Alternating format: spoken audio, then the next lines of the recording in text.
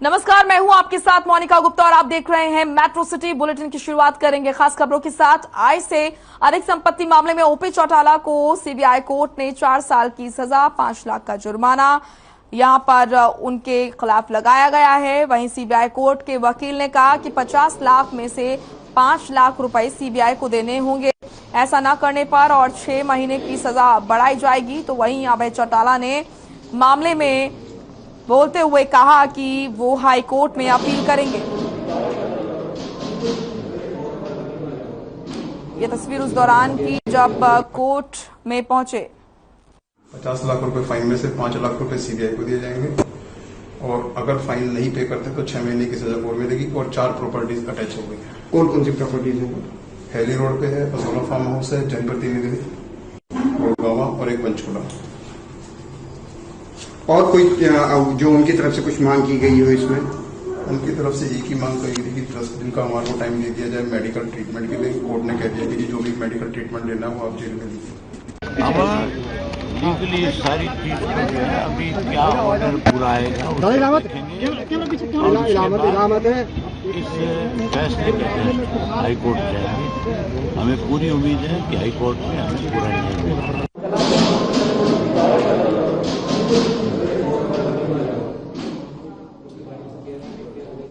पलवल में जेजेपी के महासचिव दिग्विजय सिंह चौटाला ने कार्यकर्ताओं से मुलाकात की और उनकी समस्या का समाधान किया। इसी के साथ उन्होंने ओपी चौटाला की सजा पर भी बयान दिया। उन्होंने कहा कि कोर्ट के फैसले से सभी को झटका लगा है। ओपी चौटाला दादा होने के नाते दादा होने के साथ ही हमारे मेंटर भी हैं और हमारे नेता हैं। क्या कुछ कहा आपको सुनाते हैं।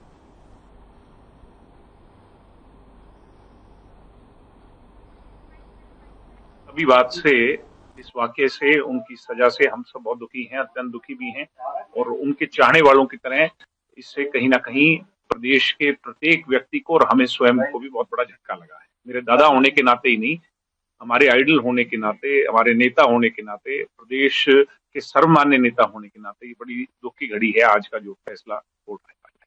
बड़ी सजा, जबकि वो 10 साल की सजा अभी काट। तो वहीं बीजेपी प्रदेश अध्यक्ष ओपी धनखड़ 100 लोगों से संपर्क कार्यक्रम के तहत बादली पहुंचे। आपको बता दें कि मोदी सरकार की उपलब्धियों पर प्रदेश अध्यक्ष ओपी धनखड़ ने जनसंपर्क अभियान चलाया है। साथ ही बीजेपी की नीतियों और विकास कार्यों को जन जन तक पहुंचाने के लिए भी डोर टू डोर अभियान चलाया है। आपको बता दें कि बीजेपी प्रदेश अध्यक्ष ने एक पुस्तिका छपवाई है जिसमें लोक कल्याण की योजनाएं लोगों तक पहुंचाई जा सके।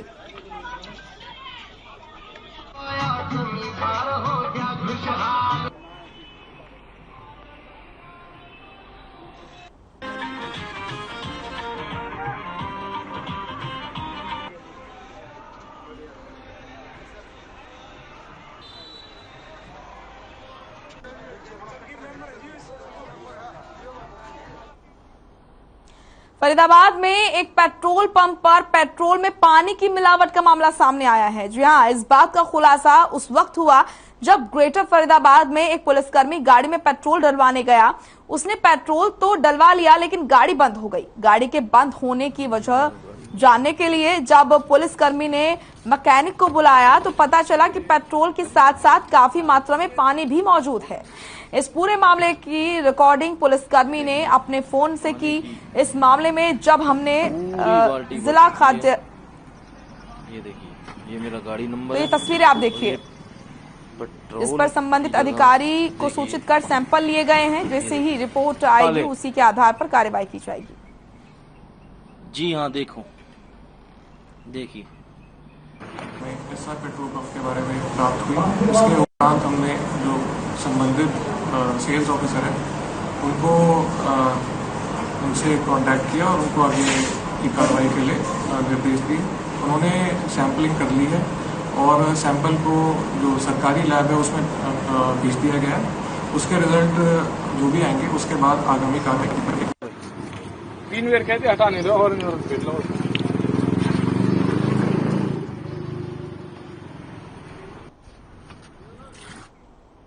फरीदाबाद में हरियाणा पुलिस के एक जवान कांस्टेबल ने संदिग्ध परिस्थितियों में पुलिस लाइन के अंदर फांसी का फंदा लगाकर अपनी जीवन लीला समाप्त कर ली। बताया जा रहा है कि मानसिक तौर से परेशान चल रहे थे पुलिस कांस्टेबल। वहीं पुलिस के मुताबिक शव को कब्जे में लेकर फरीदाबाद के बादशाह खान अस्पताल भिजवा दिया गया है। वहीं पुलिस ने इस मामले में 173 की कार्रवाई करते हुए मामला दर्ज कर लिया है। फिलहाल पुलिस की तरफ से मामले की जांच की जा रही है और शव का पोस्टमार्टम करवाकर परिजनों के हवाले कर दिया गया।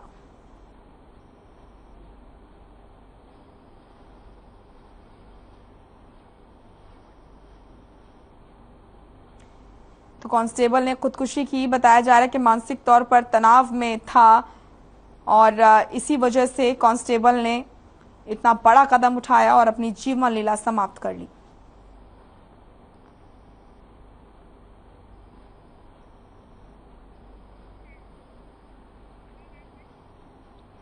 पलवल के ओडल में एक बच्ची के साथ छेड़छाड़ का मामला सामने आया है। आपको बता दें कि मामला भुलवाना गांव का है, जहां एक बच्ची को घर में खींचकर छेड़छाड़ की गई। वहीं पुलिस ने बच्ची की शिकायत के आधार पर पड़ोस में रहने वाले युवक कपिल के खिलाफ पुलिस ने मामला दर्ज कर लिया है। आरोपी फिलहाल फरार है, जिसकी तलाश पुलिस कर रही है।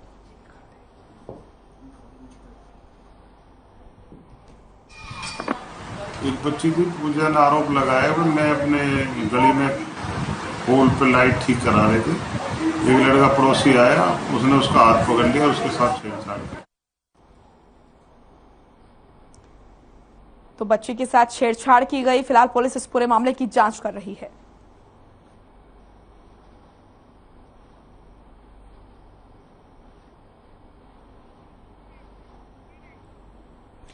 कांग्रेस ने गुजरात से शुरू की आजादी की गौरव यात्रा गुरुग्राम के पटौदी क्षेत्र में पहुंची। इस दौरान कांग्रेस के कद्दावर नेता सुधीर चौधरी ने कहा कि हम कांग्रेस सेवा दल की इस यात्रा के अंदर शामिल होकर अपने पटौदी क्षेत्र से लेकर जा रहे हैं।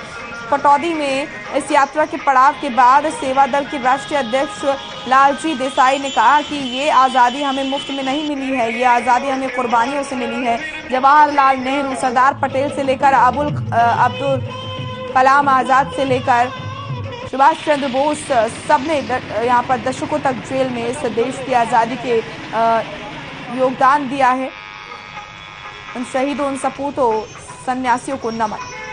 हम 1150 किलोमीटर अभी तक चले हैं और अब दिल्ली तक जाएंगे। इस दौरान सैकड़ों कांग्रेसी कार्यकर्ता मौजूद रहे।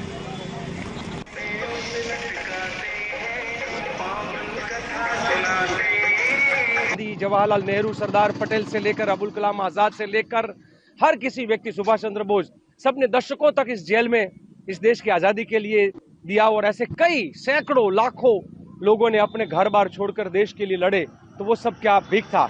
तो ये बात हम लोगों को पूछ रहे हैं, पर साथ साथ में ये भी है क्योंकि आजादी के जंग में मुखबिरी करने वाले, अंग्रेजों की चाटुकारी करने वाले, बार बार माफीनामा लिखकर माफी मांग के जेल से रिहाई करवाने वाले या 60 रुपया की दलाली खाकर पूरा संगठन चलाने वाले, उन लोगों को शायद आजादी ये भीख में लगती है।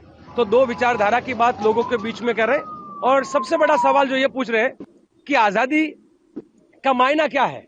बोलने की आजादी, क्या पहनेंगे, क्या खाएंगे, कैसे रहेंगे, इस देश के अपने परिवारों का विकास करने की आजादी।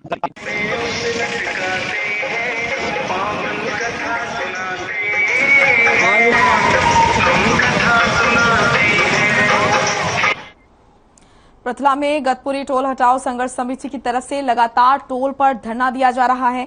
अब महिलाओं ने भी टोल हटवाने के लिए मोर्चा खोल दिया है। महिलाएं ढोलक लेकर धरने पर बैठ गई हैं। लोगों का कहना है कि जब तक गतपुरी गांव की जमीन को कब्जा मुक्त नहीं करा दिया जाएगा, तब तक किसी भी हालत में टोल को नहीं चलने देंगे। तो वहीं धरने पर पूर्व विधायक टेकचंद शर्मा ने लोगों को संबोधित करते हुए कहा कि ये टोल पूरी तरह से अवैध रूप से बनाया है।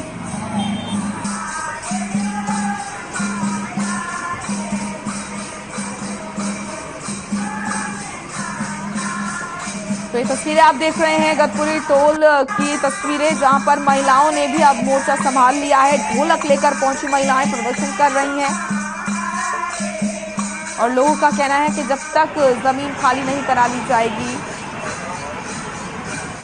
बावल में सैनिटरी की दुकान पर फिरौती मांगने और गोली चलाने वाले बदमाशों को पुलिस ने 2 दिन के अंदर पकड़ने का व्यापार मंडल ने पुलिसकर्मियों को फूल माला और पगड़ी पहनाकर सम्मानित किया। आपको बता दें कि बावल के रेवाड़ी रोड के पास सैनिटरी दुकान पर मंगलवार को 3 युवकों ने फिरौती मांगी और मालिक के बेटे पर गोली चलाई थी, जिसके बाद से बावल के व्यापारियों में रोष था। पुलिस उप अधीक्षक राजेश लोहान ने व्यापारियों से 2 दिन का समय मांगा था और 2 दिन के अंदर पुलिस प्रशासन ने गोली चलाने वाले सभी बदमाशों को गिरफ्तार कर लिया है।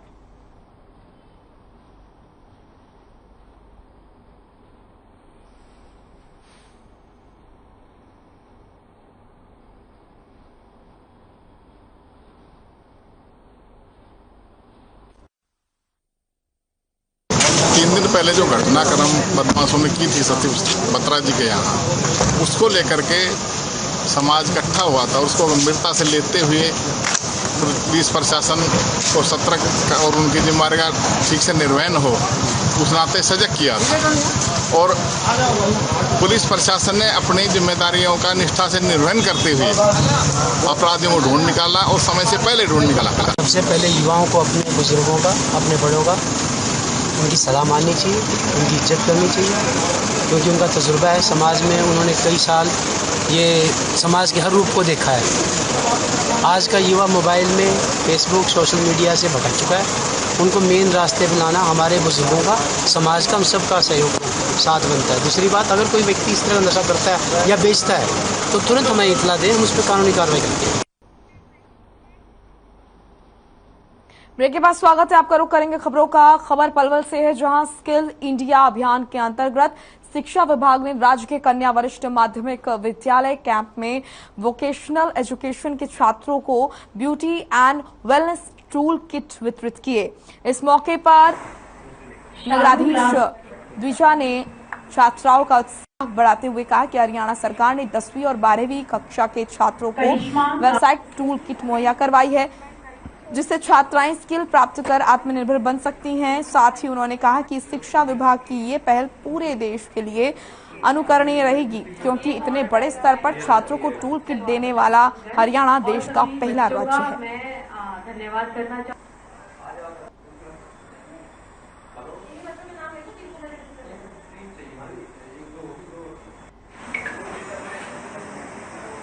पलवल कैंप स्कूल की मैं वोकेशनल टीचर हूँ, ट्रेड ब्यूटी एंड वेलनेस।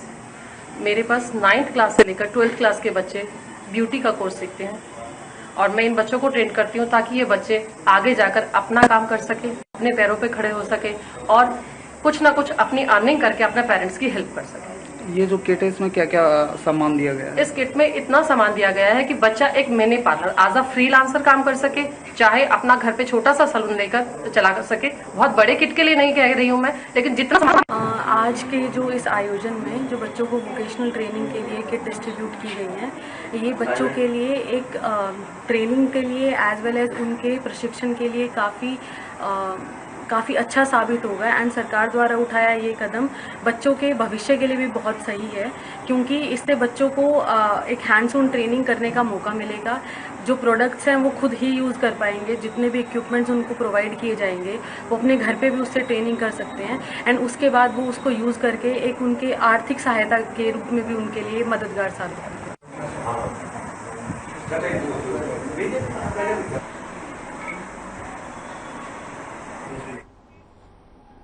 चलिए खबर बादली से, जहां सरकार की तरफ से राष्ट्रीय यहां पर कृमि मुक्ति दिवस अभियान चलाया जा रहा है। अभियान की शुरुआत 23 मई से की गई थी, जो 29 मई 2022 तक चलेगा। इस कार्यक्रम के तहत बच्चों को अल्बेंडाजोल की गोली खिलाई जा रही है। इस कार्यक्रम के दौरान 1 साल से 19 वर्ष तक के बच्चों को डोर टू डोर जाकर दवाई खिलाई जाती है। ये प्रोग्राम हर 6 महीने में मनाया जाता है।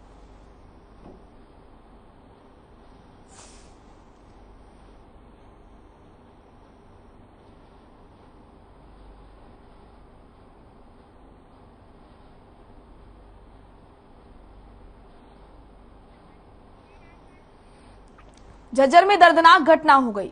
मामला जिले के खातीवास गांव का है, जहां संस्कारम स्कूल में एक 7 साल के मासूम की स्विमिंग पूल में डूबने से मौत हो गई। मासूम तीसरी कक्षा का छात्र था। जानकारी के मुताबिक बीते दिन 11 बजे अन्य बच्चों के साथ वो स्विमिंग पूल में था, तभी एकाएक वो डूब गया। वहीं मौजूद कोच और शिक्षकों ने उसे पानी से बाहर निकालकर सामान्य अस्पताल में पहुंचाया, जहां पर चिकित्सकों ने उसे मृत घोषित कर दिया। वहीं सूचना पर पुलिस ने मृतक मासूम के पिता के बयान पर स्कूल प्रबंधकों और कोच के खिलाफ हत्या का मामला दर्ज करवाया और पुलिस ने आगामी कार्रवाई शुरू कर दी है। बनवा रखिए।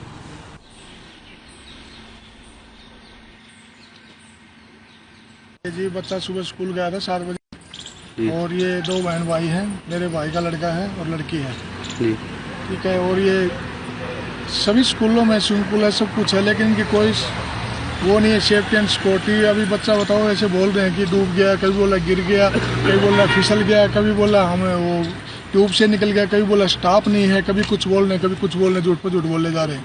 और घर वाले फ़ोन कर रहे थे, फ़ोन नहीं उठा रहे। और घर पर जाके एक मैडम और एक मास्टर जी ने बोला कि बच्चे को चोट लगी है। उनसे पूछा क्या चोट लगी है, तो बोले जाओ झज्जर में उधर पता करो क्या आई। संस्कारम स्कूल है यहाँ दादरी रोड पे। स्कूल के एक छात्र की स्विमिंग पूल में दुर्घटना के कारण मृत्यु होने के बारे में रिपोर्ट हुआ है। अभी गांव के सारे लोग यहाँ आए हैं और जो मृतक का शरीर है उसको यहाँ पोस्टमार्टम के लिए लाया गया है। और परिवार का कहना है कि लापरवाही या उनको गलत सूचना दी गई है, पहले कहा गया चोट लगी है या पहले कहा गया मतलब डूबने से मृत्यु हुई है। तो इस संबंध में जो उनका कहना है कि कोई स्पष्ट तौर पर सही सूचना उनको नहीं दी जा रही है। तो अभी मौके पे पुलिस की टीम ने पहले पहुंच के उसका मुआयना भी किया है। वहाँ पे कुछ प्रिलिमिनरी तौर पे पाया गया है कि बच्चे जो हैं कोई स्विमिंग पूल है वहाँ पे जिसमें बच्चों की क्लास चल रही थी या बच्चे स्विमिंग सीख रहे थे, उस दौरान दुर्घटना हुई है। जो ये घटना जिसमें कि बच्चे चाय लोगे के चाय बनवा रखिए।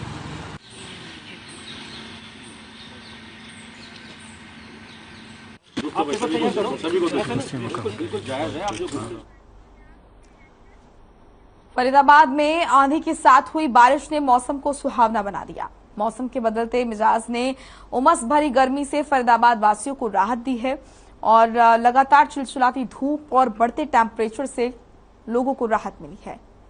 तो मौसम के मिजाज में बदलाव हुआ, आंधी से लोगों को राहत मिली, मौसम ठंडा हुआ। लगातार बढ़ती गर्मी और टेम्परेचर के लगातार बढ़ने की वजह से लोग चिलचिलाती धूप में परेशान हो रहे थे और फरीदाबाद वासियों को बदलते मौसम की वजह से थोड़ी राहत मिली।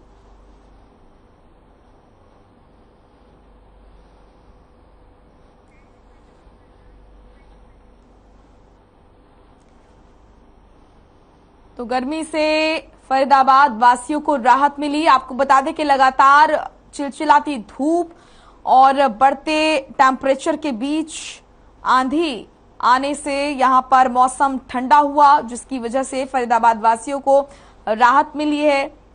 लोगों का कहना है कि अब घर से बाहर निकलने में ठंडक महसूस हो रही है। लगातार बढ़ती गर्मी और चिलचिलाती धूप की वजह से लोग घर से बाहर नहीं निकल पा रहे थे, अपने काम नहीं कर पा रहे थे। तो आंधी के साथ बारिश हुई, जिसकी वजह से फरीदाबाद में मौसम सुहावना हो गया और ठंडक लोगों को महसूस हुई। तो फरीदाबाद वासियों को गर्मी से फिलहाल राहत मिली।